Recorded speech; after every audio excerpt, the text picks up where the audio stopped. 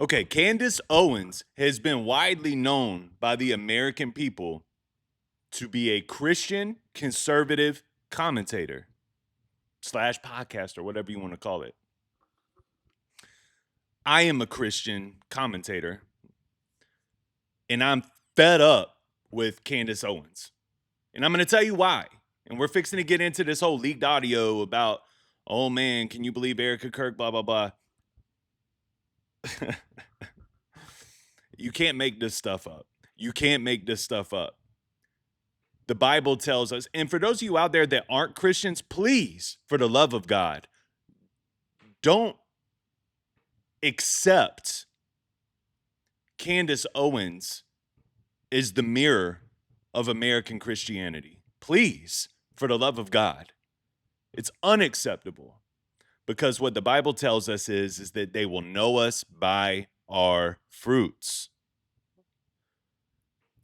And Candace Owens, ironically, is making false suspicions about Erika when Erika is showing the fruits of the Spirit. Can't make this stuff up. All right, let's get into it. But before we do, make sure you click that like button and the subscribe button for me. It helps the channel grow. I appreciate all of you guys. Thank you, thank you, thank you. But let's get into this, man. We got to check this out. Days after her husband was publicly assassinated. Yep, there you go. Oh, look at all the thumbs up. Look how cute that is. Sorry, it's just a little bit more informal than probably Charlie would be reacting. How sweet. I didn't know they could do that. I hate Zoom. I never liked Zoom. Sorry, you guys.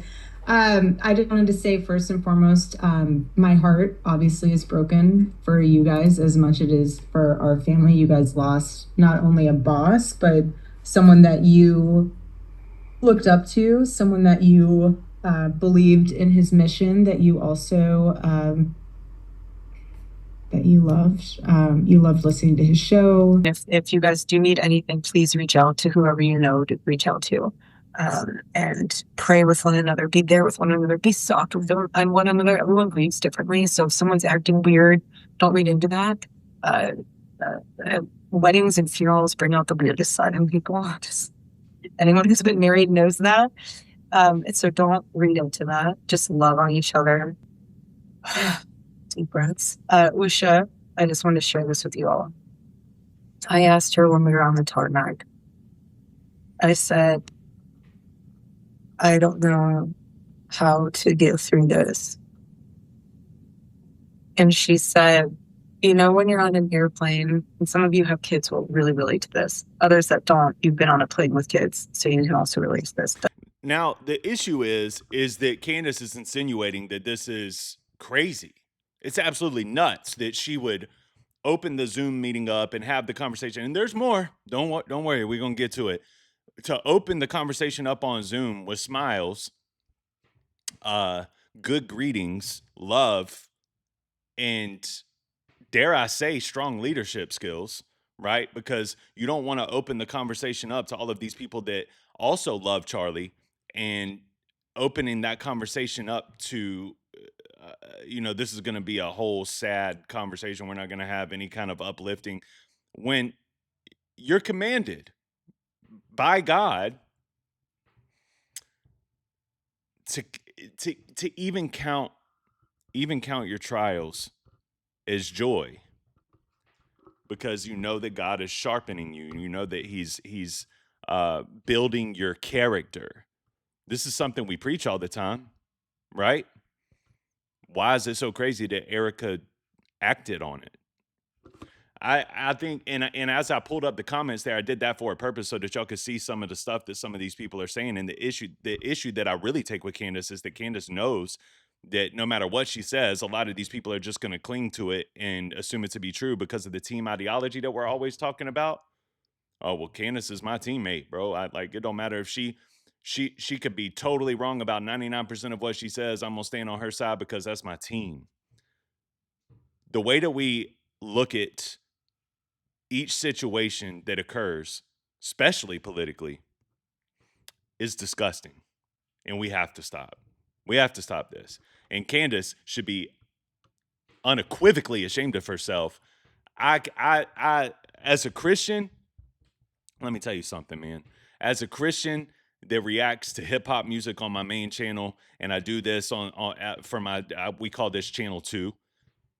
On channel 2, I take what I'm saying here and what I'm doing here very, very serious. If I'm going to claim to be a Christian, I need to make sure that I'm showcasing the fruits of the Spirit, right? We need to be praying for Candace. We need to be hoping that, we need to be praying that Candace comes out on the other side of this, makes a public apology to Erika and to all of her followers for leading them astray. But it's unimaginable that she's just consistently doubling down on this. It's crazy. I'll tell you what's even crazier than that. What's even crazier than that is that you guys are still following this what are y'all doing? Why are y'all, you know what that means? It means you're encouraging it. You're encouraging it. You're paying her to continuously double down on her hatred for Erika, which still to this day, there's no evidence and it makes absolutely no sense. And I'm going to be honest with you. I'm not one of these guys out here that's going to call Candace a moron or an idiot. I don't think that she's that at all. I think that she's actually very intelligent, which makes this even spookier. Let's move on to the phone call. All right, y'all check this out. And I want to be clear, the overall mood of this call is extraordinarily upbeat. It's extraordinarily happy. But of course, as the CEO and chairman, she does have to address the elephant in the room, the morbid elephant in the room, if you will, because it's an obligation. You have a new CEO. The employees are working 20-hour days, but also they're... I mean, Candace is becoming the elephant in the room, is she not? Founder Charlie was publicly assassinated less than 2 weeks ago. You got to address that. And you're going to hear her address that by recapping to them that throughout these long working days, the employees were provided with ample resources while they were working. Take a listen. I'm just grateful that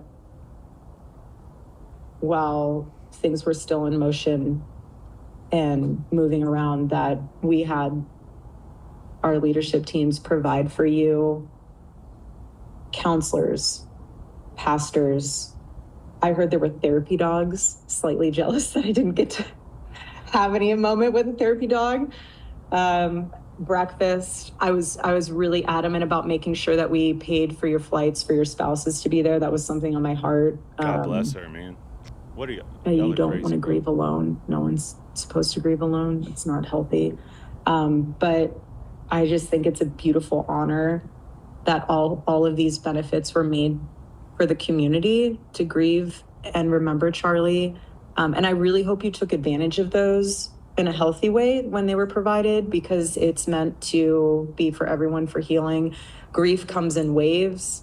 Some days are going to be tougher than others, but take it as it comes. And that's why you have your Turning Point family, and just lean on them and lean on other people in your life that you know. Now, I want to take a minute just to say something else, right? Like I'm one of those people in life that people continuously come to for advice. And I take major responsibility in that, right? So I always try to think and prepare before I give people advice in their hardships and in their tough times.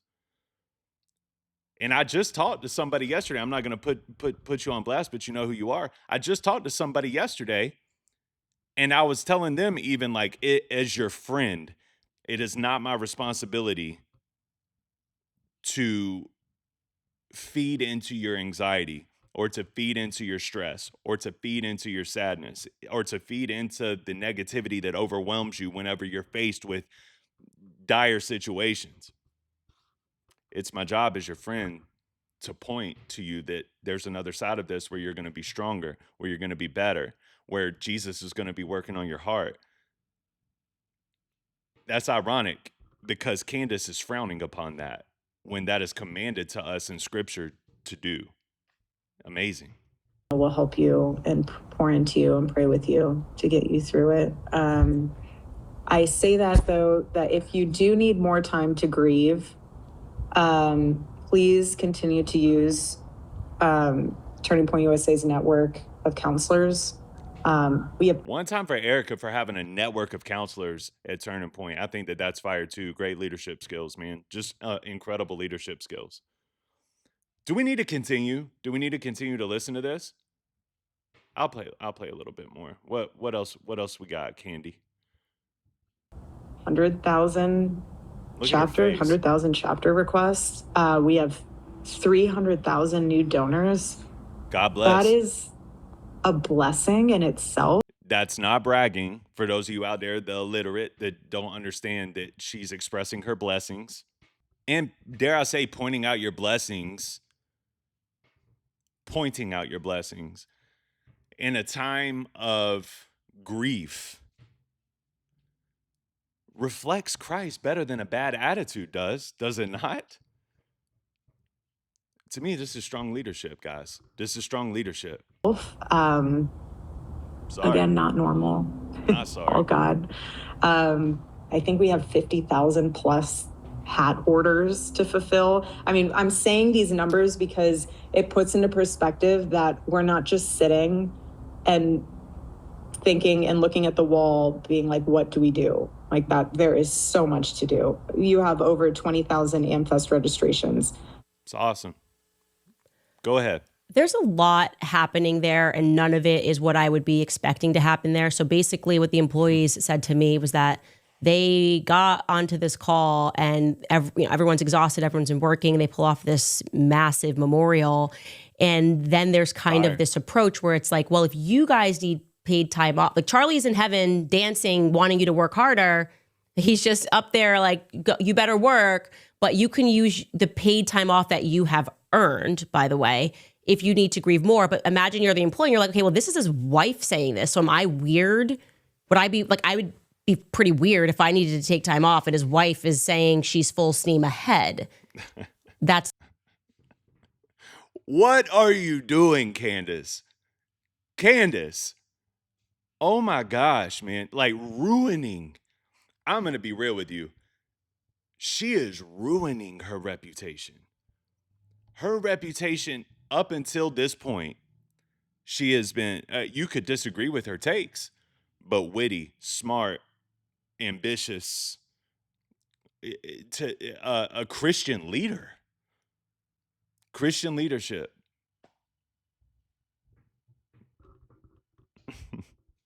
It's almost like, man, I'm just so desensitized to people just letting me down, bro. But wow.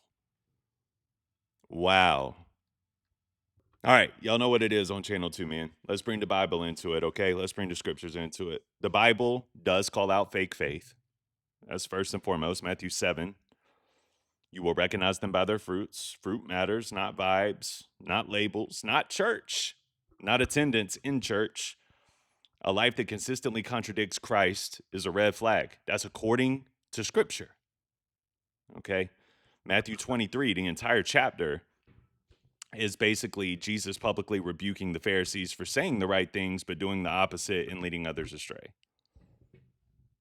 Calling out hypocrisy is biblical, and I'm calling Candace Owens out for being a hypocrite.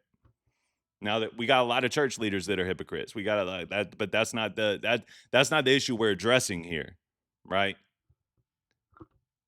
If you are a Christian, I can't tell, Candace, because you're not showing the fruits. So this is my ploy.